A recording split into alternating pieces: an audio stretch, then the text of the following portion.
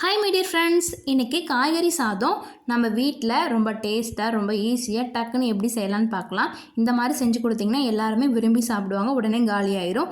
வாங்க இது எப்படி செய்யலான்னு பார்க்கலாம். கண்டிப்பாக நீங்களும் ட்ரை பண்ணிவிட்டு எப்படி இருந்துச்சுன்னு சொல்லிட்டு மறக்காமல் கமெண்ட் பண்ணுங்கள்.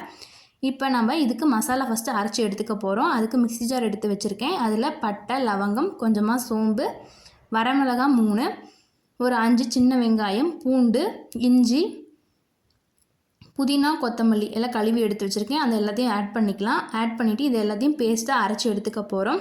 அரைக்கும் போது கொஞ்சமாக மட்டும் தண்ணி விட்டு நல்லா மையிற அளவுக்கு அரைச்சிட்டு எடுத்துக்கோங்க. இந்த காய்கறி சாதம் பார்த்திங்கன்னா ஒரு சிலர் மசாலா அரைக்காமையும் அப்படியேவும் பண்ணுவாங்க. இது பார்த்திங்கன்னா மசாலா அரைச்சி பண்ணி காட்டியிருக்கேன். இப்போ இந்த அளவுக்கு அரைச்ச பிறகு இப்போ நம்ம செய்ய ஸ்டார்ட் பண்ணலாம்.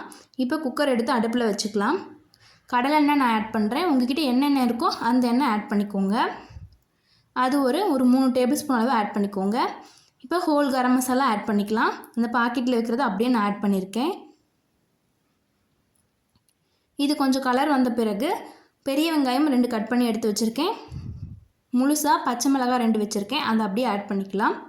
இது நல்லா கோல்டன் ப்ரௌன் கலரில் வந்த பிறகு 3 தக்காளி பழம் கட் பண்ணி எடுத்து வச்சுருக்கேன். இதுலேயே புதினா, கொத்தமல்லி தலையும் ஆட் பண்ணிக்கலாம். இதிலே கொஞ்சமாக உப்பு ஆட் பண்ணி நல்லா வதக்கிக்கலாம். ஒரு 2 மினிட்ஸ் வதக்கின பிறகு இதில் நம்ம அரைச்சி வச்சுருக்க மசாலாவையும் ஆட் பண்ணிக்கலாம். ஆட் பண்ணி இதனுடைய பச்சை வாசனை போகிற வரைக்கும் கொஞ்சம் நேரம் வதக்கிக்கலாம். வதக்கின பிறகு இப்போ நீங்கள் உங்கள்கிட்ட என்னென்ன காய்கறி இருக்கோ அதெல்லாம் ஆட் பண்ணிக்கோங்க. நான் பார்த்திங்கன்னா கேரட்டு, பீன்ஸு, உருளைக்கிழங்கு, பட்டாணி இதெல்லாம் ஆட் பண்ணியிருக்கேன். பச்சை பட்டாணி பார்த்திங்கன்னா நீங்கள் ஆட் பண்ணுற மாதிரி இருந்தால் அப்படியே ஆட் பண்ணாதீங்க. ஏன்னா நமக்கு சாதத்தோடு சீக்கிரம் இது வேகாது. மற்ற காயெல்லாம் சீக்கிரம் வெந்துக்கும்.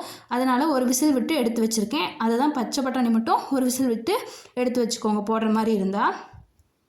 இப்போ இதில் தேவையான அளவு மசாலாலாம் ஆட் பண்ணிக்கலாம். நான் பார்த்திங்கன்னா பிரியாணி மசாலா ஆட் பண்ணியிருக்கேன். கொஞ்சமாக காஷ்மீரி மிளகாத்தூள் ஆட் பண்ணியிருக்கேன். இதில் தேவையான அளவு உப்பு ஆட் பண்ணிக்கோங்க. ஆட் பண்ணி நல்லா மிக்ஸ் பண்ணிட்டு ஒரு டம்ளர் அளவு தண்ணி ஆட் பண்ணியிருக்கேன். இது நல்லா பார்த்திங்கன்னா ஒரு 2 மினிட்ஸ் நல்லா வதங்கட்டும். வதங்கின பிறகு நல்லா கொதி வந்த பிறகு ஊற வச்சு வச்சுருக்க அரிசி பார்த்திங்கன்னா நல்லா களைஞ்சிட்டு தண்ணி எவ்வளோ அளவு தேவைப்படுதோ அவ்வளோ அளவு ஆட் பண்ணிக்கோங்க. இது அரிசி பார்த்திங்கன்னா நான் வீட்டில் நார்மலாக சமையலுக்கு யூஸ் பண்ணுற அரிசி தான் யூஸ் பண்ணியிருக்கேன். உங்கள்கிட்ட என்ன அரிசி இருக்கோ அந்த அரிசிக்கு தகுந்த மாதிரி தண்ணி ஆட் பண்ணிக்கோங்க.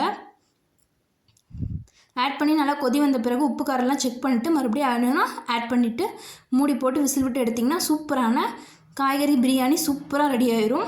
டேஸ்ட் ரொம்பவே நல்லா இருந்துச்சு. ஓகே ஃப்ரெண்ட்ஸ், உங்களுக்கு இந்த வீடியோ பிடிச்சிருந்தா மறக்காமல் லைக் பண்ணுங்கள், ஷேர் பண்ணுங்கள். நம்ம சேனலை சப்ஸ்கிரைப் பண்ணிக்கோங்க. Thank you friends.